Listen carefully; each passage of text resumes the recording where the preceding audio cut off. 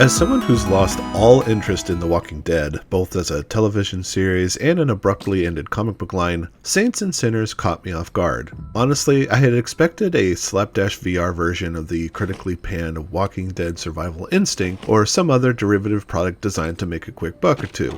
Shame on me. Saints and Sinners is actually a decent, no, a pretty great zombie video game that just so happens to be a licensed Walking Dead adventure. There's little in this game that connects to the larger canon of either book or show, leaving it to be its own little pocket galaxy inside Robert Kirkman's universe. Bearing a resemblance to Ubisoft's Wii U launch title Zombie U, Saints and Sinners is a strong VR survival horror roguelike set in the middle of an unrelenting zombie apocalypse 10 years after the initial outbreak. Rather than take control of a mainline character from the source material, Saints and Sinners has you playing as the Tourist, a notable outsider that has traveled to the flooded city of New Orleans in search for a prize colloquially known as the Reserves. As local legend tells it, just as the outbreak was beginning to wreak havoc, someone managed to hide a massive stockpile of medical supplies, food, and weapons that people have been trying to find ever since. In that time, New Orleans has become a supremely dangerous place inhabited by a growing number of walkers, and the remaining humans are left to huddle among different factions, each looking to find the reserves and kill those that get in their way. The search for the stockpile involves interacting with the locals, some good and many of them bad. The mission is performed exclusively using the PlayStation VR headset, which offers an uncomfortably close view of the action. You'll interact with the environment using the PlayStation Move wands to pick up items, rifle through cabinets and desks, fire weapons, and bash zombie heads in with single and double-handed weapons. The Walking Dead Saints and Sinners is a game about survival. The journey to the reserves is marked by a series of mainline missions that lead the player through different areas of the city, each more dangerous than the last. Exploration takes center stage because each mission area encourages you to search every nook and cranny for items that can be salvaged and converted into usable crafting materials. Crafting is done at your base of operations, a small compound located inside a cemetery that serves as a brief but tense respite from the horror. Recycling items found in the city, which range from boxes of razor blades, broken guns, aluminum cans, and other innocuous goods, lets you create new and better weapons, food, and medicine, and character upgrades. It's really easy to be overwhelmed and struggle at the start of the game, so there's no shame in holding off on the main story in favor of taking on smaller side quests and gathering supplies. To better simulate the experience of survival, Saints and Sinners uses a health system that tracks numerous physical conditions beyond simple HP bars. Running, climbing, be it over short walls or scaling buildings, and melee combat slowly drains stamina until the player is forced to stop and catch their breath at the risk of being caught by a walker or falling off the edge of a building they were climbing. You're also susceptible to hunger and thirst, and if left unchecked, the amount of available stamina drains until you find something to eat. However, food found out in the city is often rotten and inflicts a disease condition that significantly impacts the amount of health the character can max out. These mechanics only emphasize how important it is to properly prepare and stock up on clean food and bandages and weapons before heading out.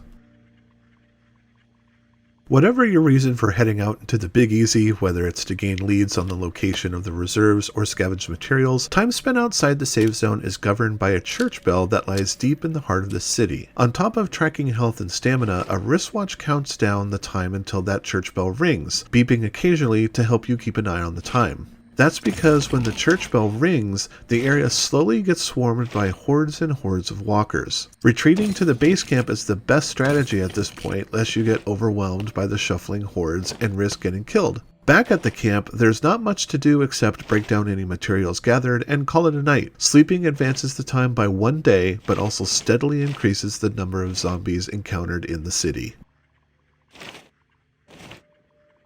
Sooner or later, the only thing standing between you and the way out is a walker, and there's no other choice but to fight. Saints and Sinners melee combat is some of the best VR action I've experienced on the platform, and I get an unnerving, visceral thrill in taking walkers out. Following the grand tradition of zombie fiction, walkers can only be killed with a severe blow to the head. There's a laundry list of traditional and improvised melee weapons at your disposal, such as combat knives, shivs, screwdrivers, and two-handed weapons like fire axes that'll let you accomplish this. Blunt weapons are fine and dandy, but it's the sharper tools that give me the feeling of dark joy. Using your dominant hand, you'll mimic stabbing motions with the PlayStation Move to drive the pointed end into whatever is left of the undead brain and then yank it back out. Glass bottles are fun to use because they can be smashed against any surface before being planted in a walker's face. Weapons such as these can be used several times before they break, though some objects are more resilient than others. Though the spectacle is grim and horrifying, I speak with all honesty to say that jabbing sharp pointing things into zombies is the greatest, most cathartic thing ever.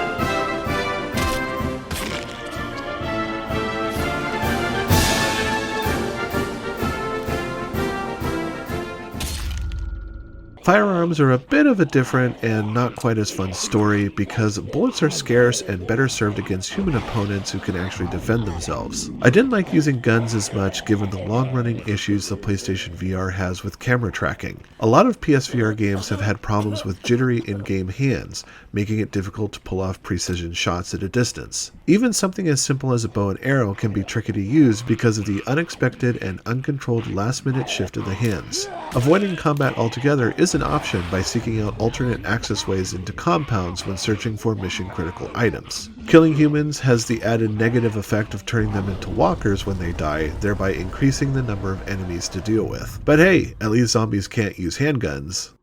Well, yet. Eventually, you'll succumb to the dangers of New Orleans antagonists and die, leaving behind the collection of items scrounged along the way. If you can reach the bag safely, the loot is put back into your possession. If something kills you before reaching the pack, then all of those items you collected are lost for good.